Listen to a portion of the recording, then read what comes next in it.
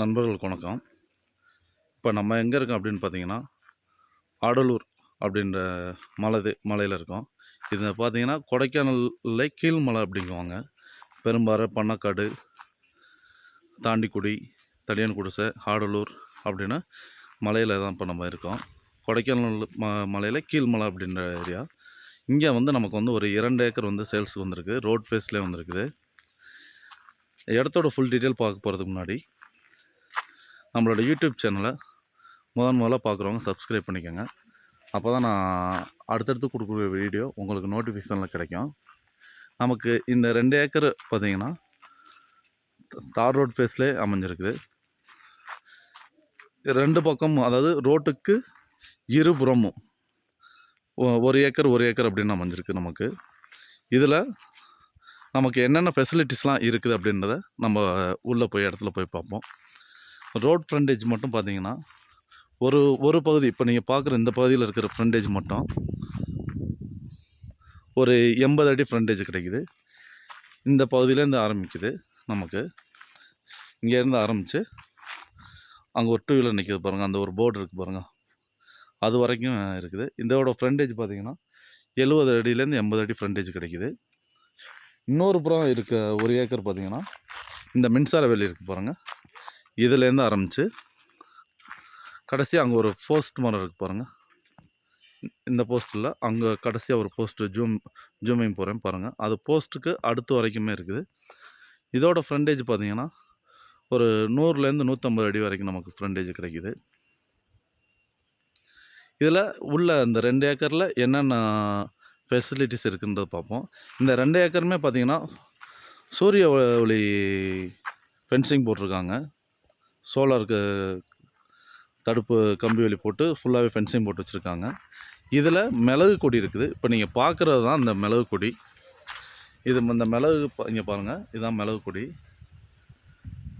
இந்த மிளகு கொடி மட்டும் பார்த்திங்கன்னா 2 ஏக்கருமே ஃபுல்லாகவே இருக்குது. கிட்டத்தட்ட ஒரு 1500 மிளகு கொடி இருக்குது அப்படின்ட்டு இருக்காங்க. நமக்கு இதில் ஒரு வீடு ஒன்று நமக்கு இருக்குது. இந்த வீடு பார்த்திங்கன்னா ஒரு 1000 பில்டிங் மட்டும் ஒரு 1000 ஸ்கொயர் ஃபீட் அளவுக்கு இருக்குது. இதுக்குள்ளே ஏலக்காய் ட்ரையர் ஒன்று வச்சுருக்காங்க. இதில் ஏலக்காயும் இருக்குது. நீங்கள் இப்போ இந்த பார்த்துக்கிறீங்கள, இது ஏலக்காய், ஏலக்காய் மிளகு. இது காஃபி இருக்குது. இது பார்த்திங்கன்னா இது காஃபி செடி. இந்த காஃபி செடி பார்த்திங்கன்னா 2 ஏக்கருமே முழுவதுமே வச்சுருக்காங்க. அது இல்லாமல் உள்ளே பார்த்திங்கன்னா மலை வாழை இருக்குது, மலை சவுக்கு அப்படிங்குவாங்கள்ல, அந்த இது இருக்குது உள்ளே. இதில் பலாமரமும் இருக்குது, மலை சவுக்குன்றது இருக்குது.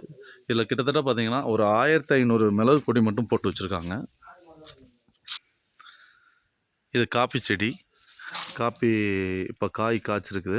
நான் இதை பழுத்தாமல் காப்பிக்கு ரெடி பண்ணிடுவாங்க, பழம் அரைச்சி இது பண்ணுவாங்க. இப்போ நீங்கள் பார்க்குறது தான் ஏலக்காய் செடி. இந்த ஏலக்காய் செடியில் இப்போ நான் ஏலக்காய் காய்ச்சிருக்கதை நான் உங்களுக்கு காமிச்சிடுறேன். இப்போ இன்னும் கொஞ்சம் காப்புலேயே வராமல் இருக்குது. இப்போ தான் ஒரு சிலது காப்புக்கு வந்திருக்குது. இது மலை வாழை.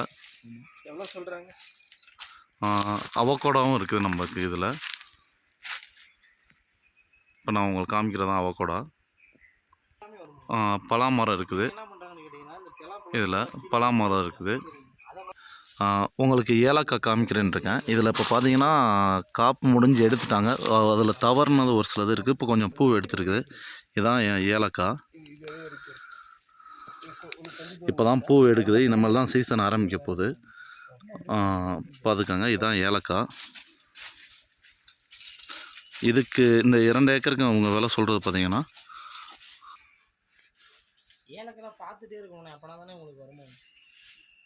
இது ஃபுல்லாகவே நீங்கள் பார்க்குறது தான் ஏலக்காய்.